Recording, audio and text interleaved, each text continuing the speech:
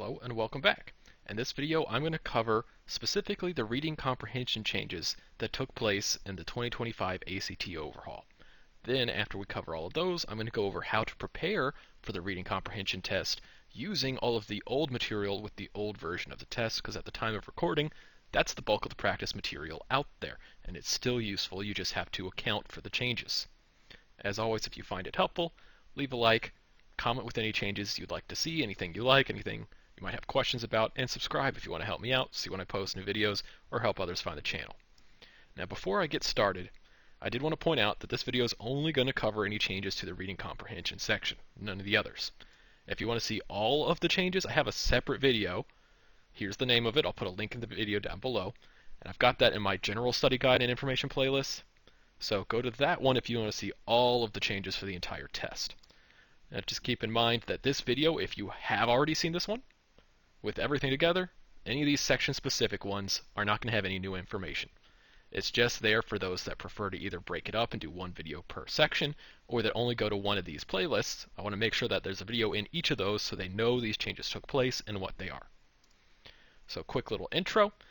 With all of these changes, the content is not changing as far as what's being tested. What is changing is the presentation and the timing. So I will go through and update all the content and strategy videos as necessary for reading comp. That's going to be a lot of them because the bulk of reading comprehension is all about figuring out the pacing, and that's what's changing. So in the meantime, while I don't have those, use this video to figure out what the new pacing is. The rest of the strategy will stay the same. You can also go to the ACT's website. You can Google ACT test enhancements. They have this page. That'll have the most up-to-date information with all these changes, and it'll have practice problems in the new format. So I highly recommend you check that out. So when did all these changes happen, or when will they happen? Just depending on when you're watching this video.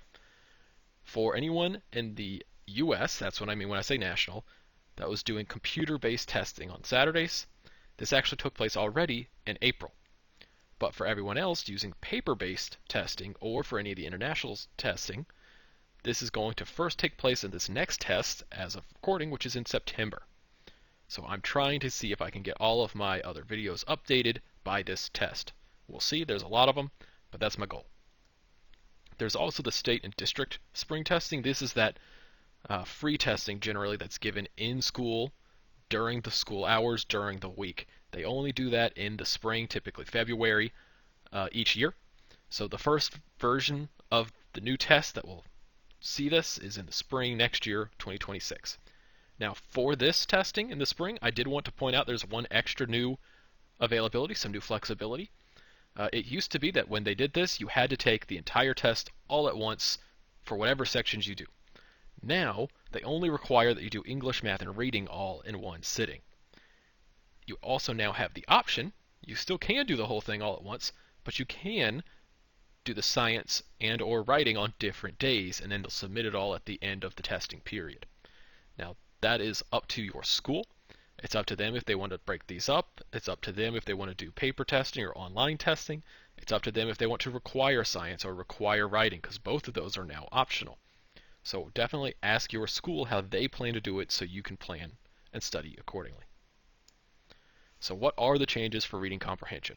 We'll begin with the new format of 40 minutes and 36 questions instead of the old 35 minutes for 40 questions. So this is the section where we see the biggest jump in time, which is extremely helpful because in my opinion the hardest part of the ACT was finishing reading comprehension on time. And they noticed that, and so for this they are giving you a lot more time for this section than any other. Of these questions, 9 of them are going to be experimental questions. So that means that they do not count towards your score. You're not going to know which ones they are. They're going to be random all throughout there. They're not going to be labeled. So the important thing to know from this is do not waste too much time on any one problem, because you might just waste all of your time and it be one that doesn't even count at all. So that's the number one takeaway from this, is don't do that. The good news from this is if you do miss a question, there's a chance it's not even one that counts, so it won't work against you. They used to have a separate section at the end of the test that was just an experimental section where they'd try out new changes to the test or try and see what happens. They wanted to try and reduce the length of the total test, so they got rid of that section and instead kind of mixed them in throughout all the others. The other changes is that some of these passages have reduced length. So that can apply to a little bit fewer questions, but also the actual passages themselves will be a little bit shorter to read. So that gives you even more time per question.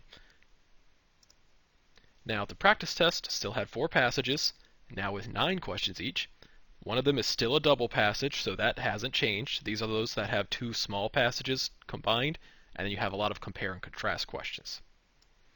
So our new pacing is we're going to have 10 minutes per passage, which is way better than the little under 9 minutes that we used to have. So you have an entire extra minute for each passage, and the passages are a little shorter, so you have even more. So to do this, still try and spend less than half of that time reading the passage, leaving most of the time for questions. I used to suggest that 3 to 4 minutes. I'm still going to suggest, if you can, reading 3 to 4 minutes.